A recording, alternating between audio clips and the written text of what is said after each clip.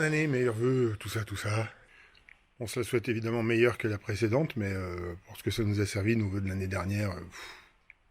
Alors, vu que j'aime bien les bilans, en général, le mois de janvier, c'est bien pour faire le bilan de l'année écoulée, qui n'est pas une année extraordinaire, évidemment. Avec évidemment le report ou les annulations des épreuves auxquelles je m'étais inscrite, donc il y a une grosse perte de motivation et donc une grosse perte aussi de niveau parce que l'entraînement suivait plus comme précédemment. Du coup, puisque le niveau était pas extraordinaire, je l'avais dit, pendant les vacances de fin d'année, j'en ai profité, j'ai pas couru du tout, ça m'a pas fait de mal en fait, et je suis allé marcher.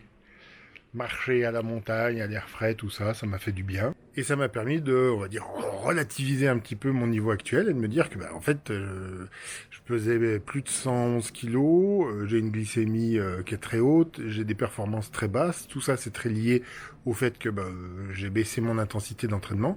Et le fait de baisser mon intensité d'entraînement entraîne forcément que j'ai un niveau moins bon, qui fait que je galère plus en entraînement et ainsi de suite.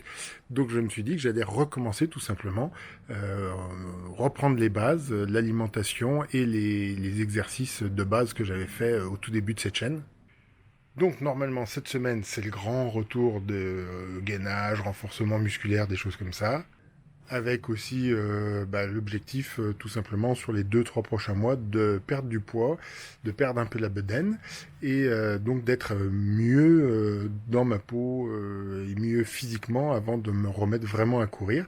Vu que la prochaine échéance maintenant c'est le semi-marathon de Paris, cet automne. Donc ça laisse du temps pour s'entraîner tranquillement. Et puis le marathon, bah, Nantes, avril 2022, ça laisse beaucoup de temps. Je sais pas encore très bien si je vais réussir, si je continue le principe d'une vidéo toutes les 2 semaines, je pense que c'est pas mal.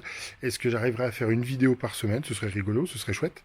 Mais c'est un engagement que j'ai un peu peur de prendre là comme ça, là tout de suite. Donc dans un premier temps, je vous dis à dans 2 semaines. Et puis bah, continuez de me soutenir, commentez, dites-moi ce que vous en pensez, encouragez-moi. Et puis à très bientôt.